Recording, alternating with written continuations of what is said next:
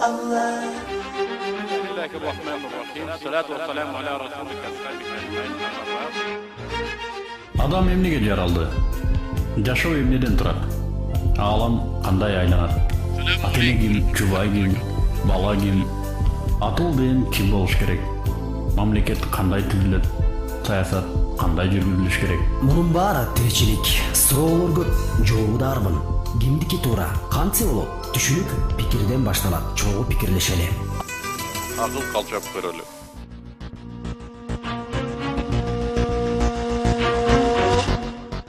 Аузу биллахи минеш шайтанир раджим. Бисмиллахир-рахманир-рахим. Салату вассаламу аля расулихи асхабихи ажмаин, амма ба'д. Ассаламу алейкум. Урматтуу кыргыз эли. Деги кыргыз жергесин жердеген улутташтар, мекендештер. Бүгүн кыргыз жергеси өзүңүздөргө маалым болгондой өтө бир кызыктуу доорду басып өтүүдө. Тагыраак айтканда, тарых бүгүнкү күн жөнүндө эмне деп айтат, али анын калем сабы алдында. Бирок ошентсе дагы мына ушул тарыхый кырдаалды жашап жаткан инсандар катары ушул сен орба мен оруйун ата журт деп бир акын айткан экен. Ал эми биздин пайгамбарыбыз Мухаммад Мустафа саллаллаху алейхи вассалам айтат: бир түндү болсо дагы коомун ойлобой таң атырган бизден эмес дейт. Кудай бизди сактасын азыркы учурда кайдыгер болуп жатып алуудан. Албетте жүрөгүбүз ата мекен деп, албетте жүрөгүбүз үммөт деп, албетте жүрөгүбүз ар бир мусулман кыргызы, ар бир мусулман баласы үчүн түкүлдөп согуп турган. Ошондуктан бүгүн да тынч отура албай, жана өзүбүзгө окшогон тынчы кетип жаткан бирадарларыбызды, атуулдарыбызды түз байланышка чакырат элек. Келиңиздер, бүгүнкү оңой эмес мына ушул кырдаалда кантип чыксак болот? Мейли саясий маселе болсун, мейли социалдык маселе болсун, мейли руханий маселе болсун, бардыгы чогулуп отуруп бүгүн өтө кызык, балким келечекте тарыхчылар өтө бир көркөм сөздөр менен атай турган кырдаалда турабыз. Анткени бүгүнкү биздин аракетибизден биздин келечегибиз көз каранды болууда. Кээде 100 жыл, 150 жыл эл жөн жашай берет, кадимкидей нукта жашай берет, эчтеке өзгөрбөгөндөй. Муундар өтө берет, муундар төрөлө берет. Бирок ошол учурда ушундай учурлар келет экен, бир жылдын ичинде 1000 жылда болуп өтпөгөн саясий кырдаалдар, экономикалык өсүштөр, өнүгүүлөр, алардын бардыгы мына ушул бир муунга насип этип калат экен. Алла субхану ва таалага чексиз мактоолор айтабыз, бизди мына ушундай өткөөл учурда жараткандыгы үчүн. Тетерисинче япондор каргышы бар имиш деп угабыз, ушу ылайым сен өткөөл учурда жашап кал деген. Жок, биз тетерисинче сыймыктанабыз. Анткени ушул өткөөл учурда жүрөгүбүздү кулагыбыз менен тыңшап, көңүлүбүз менен элди баалап, жана колубуздан келген кызматыбызды элге атоого бизге мүмкүнчүлүк берип жаткандыгына.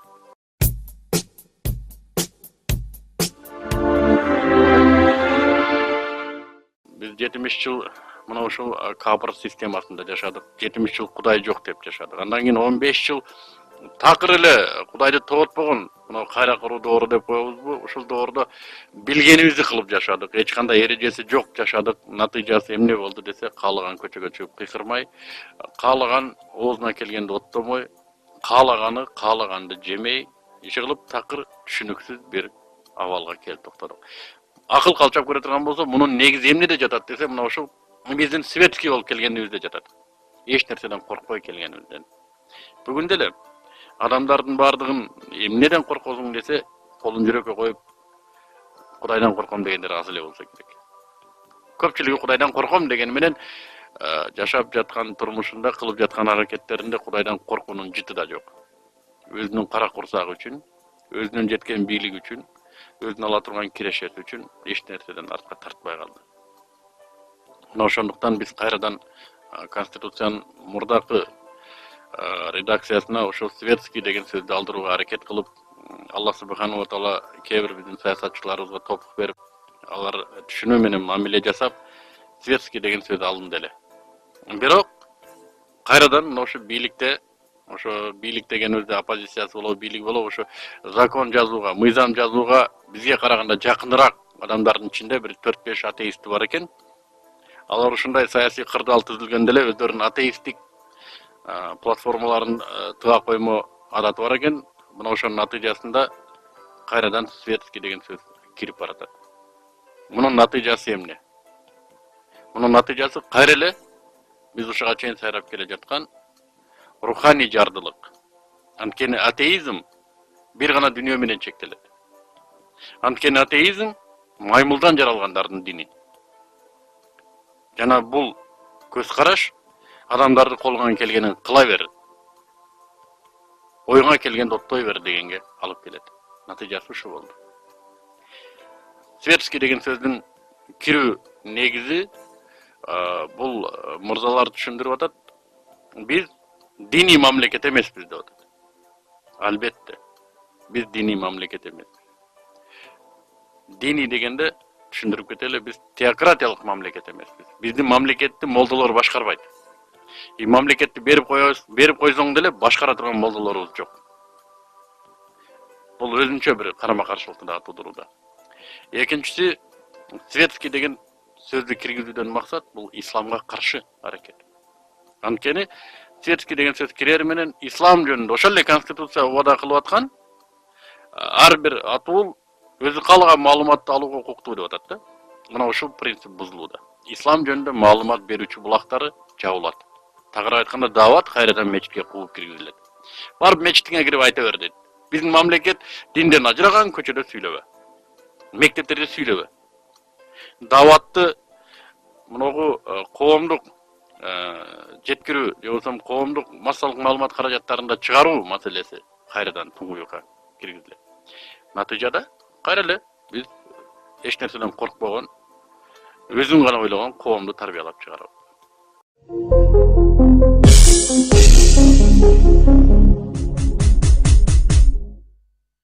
Эгер кичине тарыхка кайрыла турган болсок, орто окулумдардан баштап дин, Европадагы дин бийлик менен сиңишип кеткен. Бийликтин тарабын талашып, жолун ачып, караңгы элди башкарууда чиркөө кызматы бийликтин оң колу да, сол колу да болуп берген. Муну көргөн эл бара-бара бышып чыдамы кетип отуруп, элден ушу ойчулдар, философтор чыга баштады. Жана алар акыры айтты, биз динди мамлекеттен ажыратпасак болбойт экен, карапайым эл кыйналып кетет экен. Падышадан качып Кудайга барайын десе, Кудайды жерде мындай бир Кудайдын атынан жерде иш кылган чиркөө дагы бийликтин сөзүн сүйлөйт экен. Демек биз алардан бошошубуз керек экен деп биз мамлекетти дини ишмерлерсиз, дини канондорсуз, демократиялык принциптерде башкарабыз деп чыгышты. Анын дагы бир бутагы келди дагы, такыр Кудай жок деп атеизм бутагы келип чыкты. Бирок мунун бардыгы эч кандай исламга тиешеси жок. Европада ал кезде ислам башкарган эмес. Ислам башкарган мамлекеттердин биринде дагы ушу күнгө чейин демократиялык принциптер жок. Биринде дагы. Бул демократиянын жетпей калгандыгынан эмес, аякта деле адамдар жашайт эки буттуу. Бул мына ушул диндин, исламдын демократиясыз деле элди тып-тынч жашата алгандыгында. Башка мамлекеттерди караңыздар, ошол эле Россия, ошол эле Европа мамлекеттеринин биринде да светский деген сөз өзү жок. Керек болсо ушунун баарын жерге таратып аткан Израилдин өзү диний мамлекет деп эсептелет. Конституциясы жок. А биз светский, Кудайсыз мамлекетпиз дейбиз. Эмнеге десе, алардын алдында биз лаббай деп туруш үчүн. Керек болсо мына биз динибизди өзүбүз уратып ийдик. Мына жок, биз капырдын супер капырыбыз деп ара доклад берип атабыз. Бул туура эмес, келечек кечирбей турган нерсе. Мен муну айтай турган нерсем, оюм, урматтуу радиочулар, балким ошону ишке ашырып аткан 4-5 атеист өзүнүн ишин кылып аткандыр. Алардын бара турган жери тайын. Бирок бизчи, кыргыз элинин 80% өзүн мусулманмын деп эсептейт. Бизчи, биздин да бара турган жерибиз ошо жакпы? Жок, биз бейишке чыгабыз деп атпайбызбы? Кантип чыгабыз? Азыртан биз өзүбүздү бүткүл дүйнөгө биз капырбыз деп айтып атсак, жанага макул болуп атсак.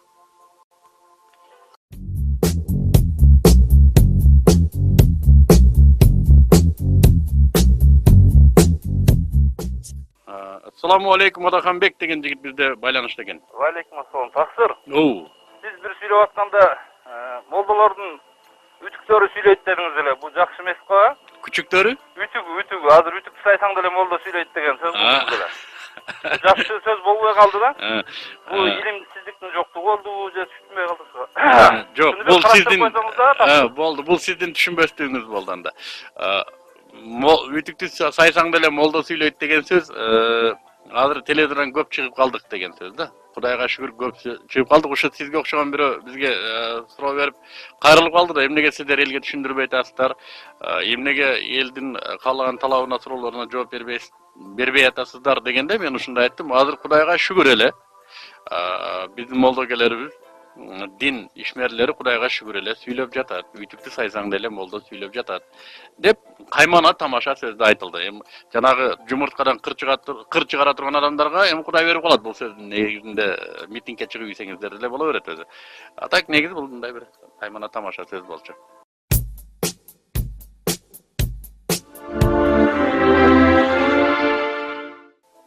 Өткөндө мен бир саясатчы, чоң рангтагы саясатчынын сөзүн уктум. Ал айтат, мына бизде диний ишмерлер да баш көтөрө баштады, мына Муктубек Ажы өзү деп ошо сөздү кайтат. А мен жооп бердим, урматтуу аксакал, мен диний ишмер эмесмин. Диний ишмер деп молдону айтат, казыны айтат, муфтийди айтат, имамды айтат.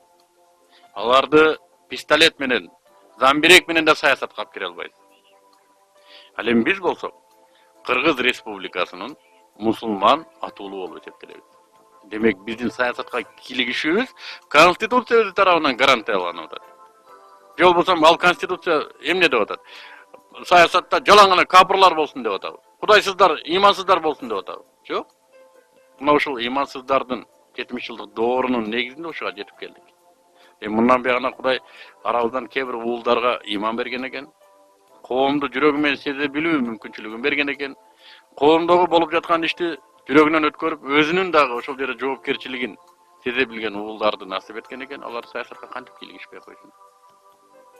Негизи ислам саясатты мамиле деп билет. Тагыраак айтканда, дос ким, душман ким? Биринчи аңдоо бул саясат деп эсептелет. Экинчиси, доско кандай мамиле кылуу керек, душманга кандай мамиле кылуу керек? Бул саясат деп эсептелет. Мына ушуну достуктун негизи эмнеде болуш керек? Душмандыктын негизи эмнеде болуш керек? Тагыраак айтканда, эмнесине карап дос болушубуз керек, эмнесине карап душман болушубуз керек? Муну таба билүү дагы саясат деп аталат. Анан муну бизден башка ким жакшы билет? Биз Кудай алдында жоопкерчиликти сезген адамдар катары буларды жакшы билет. Биздин досторубуз Кудайды жакшы көргөндөр биздин досторубуз. Биздин досторубуз Кудайдан корккондор. Кудайдын алдында алган аманатын так аткара билгендер биздин досторубуз. Ал эми Кудай жок деп, өзүнүн билгенин кылып, өзүнө жакканын кылып, башкалардын укугун тебелеп, башкаларды көзгө илбей, шүгүр кылбагандар биздин душмандарыбыз деп эсептелет. Демек, аларга болгон мамиле кандай десе, душмандарыбыз дароо эле башын алып ийип эмес. Кырып ийип эмес. Кээ бирлер айтып аткандай. Жок. Аларга да өтө чыдамкайлык менен мамиле кылуу. Аларга да мына жашоонун максатын түшүндүрүү. Аларды да бизге доско айландыруу. Биз менен бирдей ойлоно турган, үй бүлөсүнө жарык нур алып кире турган, алардын үй бүлөсүндөгү нур кошуна, колоңуна тарай турган, коомуна тарай турган адамдарды чакыруу. Биздин динибиз чакыруу гана. Чакыруунун өзү саясат. Чакыруу болбосо саясаттын бизге кажети жок. Чакырганда биз жакшылыкка чакырабыз, жамандыктан токтотобуз. Мына ушул биздин саясатыбыз. Кымындай нерсе болсо дагы, өтө чоң гигант нерсе болсо дагы, биз качан гана жакшылыкка чакырып, жамандыктан токтото алсак, биз мусулман болуп эсептелебиз. Эгер жок деп отура бере турган болсок, эмне биз мусулман? Кыл дегенди кылбасак, кылба дегенди кайдыгерлик кылсак. Мына ошондуктан мына ошо саясатта диний ишмерлер баш көтөрүп келатат деген сөздүн өзүнөн коркуп канча мусулман унчукпай отуруп. Натыйжада эмне болду десе, натыйжада бизди капыр деп жаза баштады. Жок айланып кетейин, биз капыр эмеспиз, Кудай сактасын. Капырмын дегендер ачык эле айтып жүрөт, биз антип айта албайбыз. Жана биздин үстүбүздөн мына ошентип жазып коюуга 4-5 атеистке балким укук берилгендир, бирок бизге да укук берилген. Биз капыр эмеспиз деп айтууга. Биз мусулманбыз, алхамдулилла. Биз мамлекетти диний кылуу эле деген оюбуз жок.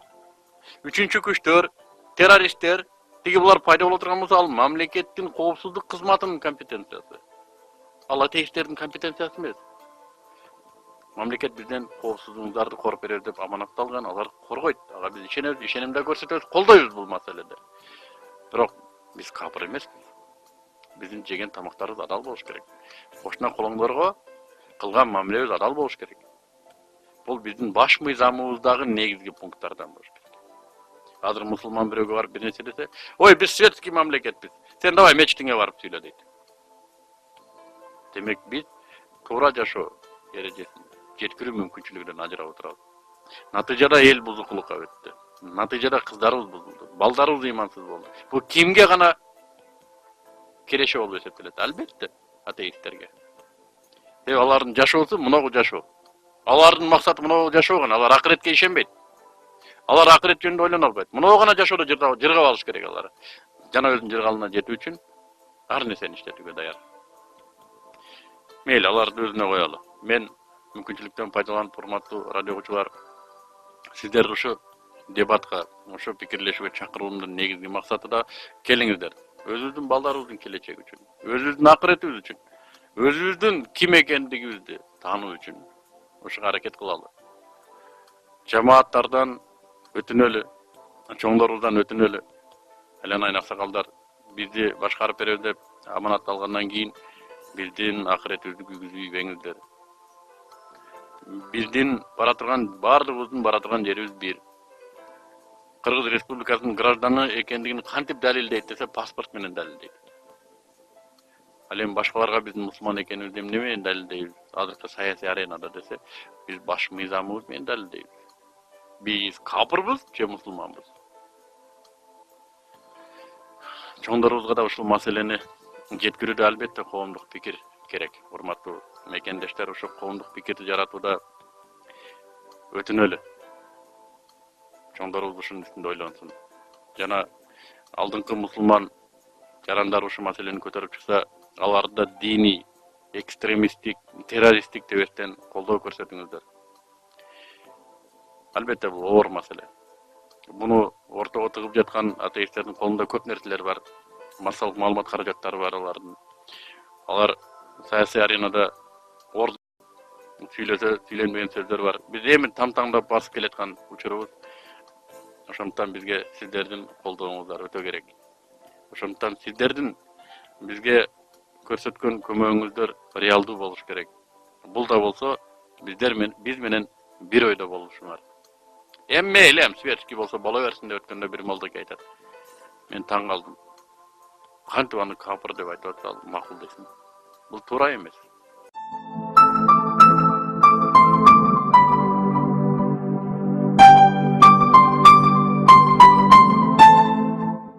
Алло, саламатсыздарбы? Кудайга шүгүр, атыңыз ким? Менин атым Нуризат, Бишкек шаарынан сизге суроо берейин деп чыккам. Нуризат, бул жатам. Сизди аябай биз сыйлайбыз, кыргыздын патриот мырзаларынан деп. Сизге мындай суроом бар эле, Мыктыбек байке. Көчөдө жана мектепте окубай жүргөн, көчөдө карманщик болуп жүргөн балдарды мечитке үгүттөсөңүздөр кандай болот эле? Жаш сезим ыйманга бат берилет беле деп кайрылайын дедим эле. Туура айтасың, Нуризат. Бул туура сунуш. Бирок ууруга даават кылуу оңой эмес. Биринчи уурун уур экендигин табыш керек да, анан уур экендигин далилдеш керек, анан даават кылыш керек да. Бул өтө оор.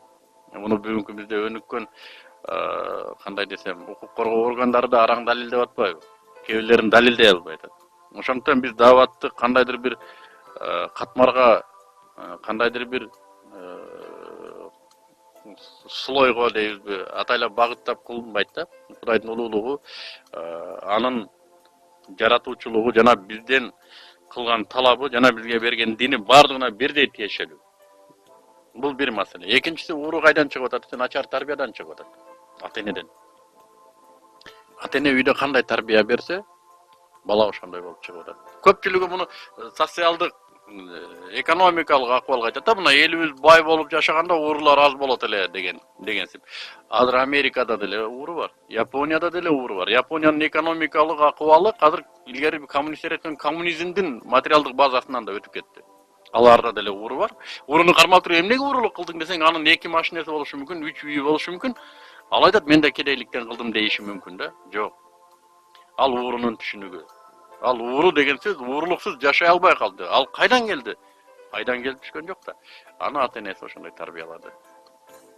Ата-энеси тарбиялаган жок, тагыраак айтканда. Тарбия деген сөздү биз айтып келебиз, бул Роббы деген сөздөн келип чыгат, тарбия да.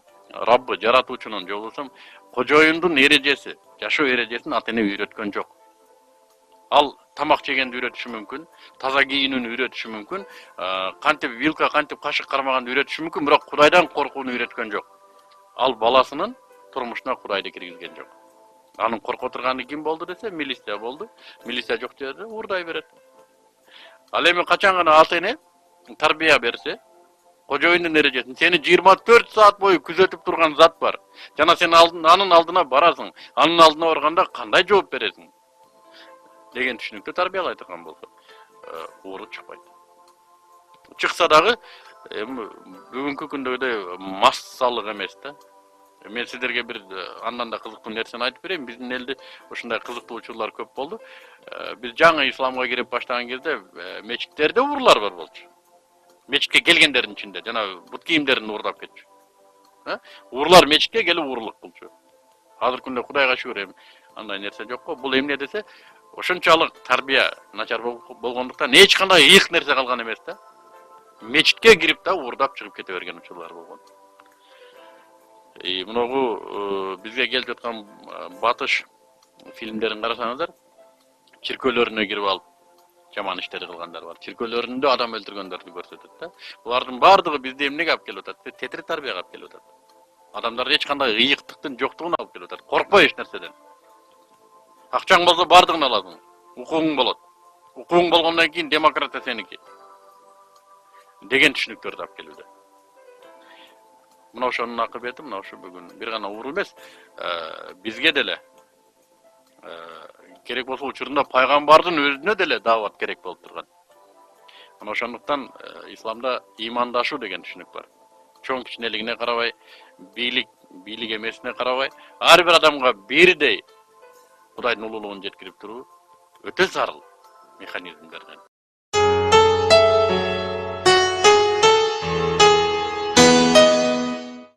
Урматтуу кыргыз эли, урматтуу мекендештер, бирадарлар. Аллах субханаху ва таала мага берген мүмкүнчүлүктөн пайдаланып намазга чакырат элем. Келиңиздер, башыбызды бир гана жаратуучуга коелу. Келиңиздер, бир гана жаратуучуну таанайлы. Бир гана жаратуучу үчүн, анын ыраазылыгы үчүн өзүбүздүн турмушубузду уюштурайлы. Келиңиздер, белчебизден баткан бузукулуктан, арамдан чыгайлы. Өмүр бир гана жолу берилет экен, анын да жообун берет экенбиз. Келиңиздер, келечегибизге акыл калчоо менен кирели. Тарыхый моменттерде өзүбүздүн кайратыбызды көрсөтөлү, биримдигибизди көрсөтөлү. Чыдабастык кылбайлы. Былтыркы адамдар быйыл жок, быйылкылар эмки жылы болбойт. Алардын катарында биз да болуп, эрте жоопко барып калсак эмне дейбиз? Аны ойлонолу. Сөз аягында Аллах субханаху ва таала эли журтубузга тынчтык берген болсун, топуктук берген болсун. Сабырдуулук берген болсун, чоңдорубузга ыйман жана топуктук берген болсун. Ата-энелерибиздин өмүрлөрүн узун кылсын, ден соолуктарын бекем кылсын Аллах субханаху ва таала. Күнөөлөрүн кечирген болсун жана каарылыктарын мээримдүүлүгү менен өткөргөн болсун. Аялдарыбызга ыйман, үй бүлөлөрүбүзгө ыйман, өзүбүздүн ыймандарыбызды бек жана сак саламат кылган болсун. Эмки жумага чейин. Ассаламу алейкум ва рахматуллахи ва баракатух.